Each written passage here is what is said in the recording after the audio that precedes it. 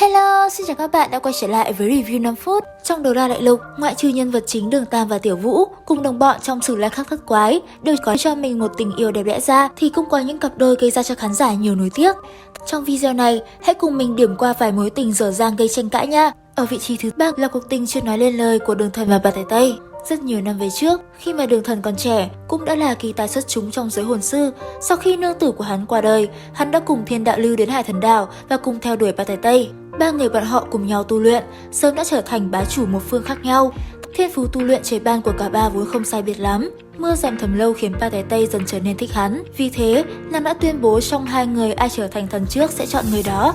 Mà Thiên Đạo Lưu có được chính là thiên sứ chi thần giữ ấm mà thôi, nên rất khó có thể thành thần. Không giống như Đường Thần, hắn là một thần tự tu luyện đến 99 cấp, tương lai không xa chỉ có hắn mới có khả năng thành thần mà thôi. Thiên Đạo Lưu bị từ chối khéo, mượn việc Vũ Hồn Điện có công chuyện đã buồn bã rời đi, mà Đường Thần hắn bất quá không hiểu, cũng rút áo ra đi quyết tâm không thành thần không quay lại. Bao nhiêu năm trôi qua, Bà Tẩy Tây nếu không vì tin tưởng chờ đợi hắn, cũng không đến nỗi khuê phòng cô độc, đơn côi lẻ bóng.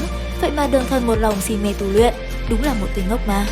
Người ta nói chờ đợi không đáng sợ là không biết chờ đến bao giờ. Câu nói này vừa vặn hợp với tình cảnh của Bà Tẩy Tây, mặc dù chưa nói ra thành lời, nhưng ấp ủ trong lòng từng ngày đúng là khiến người ta đau xót. Tiếp theo là cuộc tình không kém phần bi ai của Bỉ Bỉ Đông cùng với Ngọc Tiểu Cương.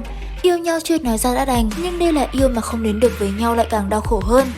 Ngọc Tiểu Cương lúc trẻ là một thiếu niên thông minh anh tuấn, hắn cùng Bỉ Bỉ Đông bên nhau tựa hồ vui vẻ, cùng nhau nắm tay đi khắp thế gian. Thế nhưng bọn họ chính là có duyên gặp mặt nhưng không có phận bên nhau. Sư phụ của Bỉ Bỉ Đông lúc đó là Thiên Tầm Tật, giáo hoàng của Vũ Hồn Điện. Sau khi biết chuyện đã kịch liệt phản đối hai người ở bên nhau. Bỉ Bỉ Đông chỉ thiếu bước nữa là cùng người mình yêu bỏ trốn, thì nàng lại bị Thiên Tầm Tật giở trò đồi bại, không chỉ cướp mất đi sự trong trắng của nàng mà còn dọa sẽ lấy mạng Ngọc Tiểu Cương.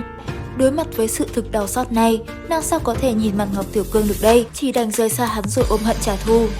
Đại sư vô cùng buồn bã, kể từ đó mặt hắn luôn lạnh lùng, thậm chí rất lâu đã không còn cười. Mãi cho đến khi Bỉ Bỉ Đông gần đất xa trời mới nói cho hắn biết sự thật thì cũng đã muộn màng. Số phận đúng là quá éo le. Thà rằng nàng không nói cho hắn biết thì hắn sẽ không đau lòng đến như vậy. Suốt 3 năm qua, Ngọc Tiểu Cương chính là vì hận nàng mà sống. Cho đến hiện tại khi chân tướng hé mở thì nàng cũng rời xa thế gian. Liệu rằng quãng đời còn lại hắn phải sống trong day dứt đến khi nào đây?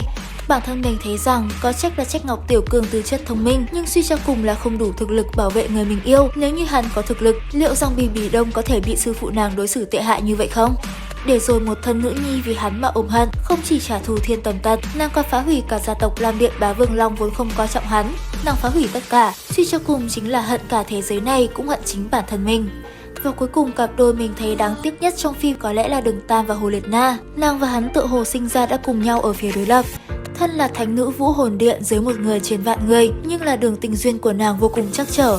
Cùng nhau lớn lên bên cạnh nàng là Hỏa Diễm, hắn vốn luôn dành tình cảm cho nàng, thậm chí là công khai ai cũng biết. Vậy mà Hồ Liệt Na vẫn luôn dửng dưng không chút động lòng. Thân là kẻ tổn thương lại muốn tổn thương người khác. Sau khi bại trận dưới tay Đường Tam trong cuộc thi Tinh Anh toàn đại lục, Hồ Liệt Na chính là không cam lòng, vẫn không ngừng suy nghĩ đến hắn. Lâu dần, Đường Tam chính là động lực thúc đẩy việc tu luyện của nàng. Số phận trớ trêu thay khi cả hai chạm mặt tại sát lục Chi Đô. Lúc này, ngoại hình hắn đã thay đổi trở nên vô cùng anh tuấn. Vì không muốn để nàng phát hiện, Đường Tam đã lấy tên là Đường Ngân. Sau khi cả hai nương tựa lẫn nhau cùng vào sinh ra tử, Hồ Liệt Na đã động lòng. Đến khi trở về vẫn không ngừng thầm thương trộm nhớ đến hắn. Mãi cho đến khi gặp lại phát hiện ra Đường Ngân chính là Đường Tam, nàng đã vô cùng suy sụp, vừa yêu vừa hận đan xen khiến trái tim nàng như muốn nổ tung.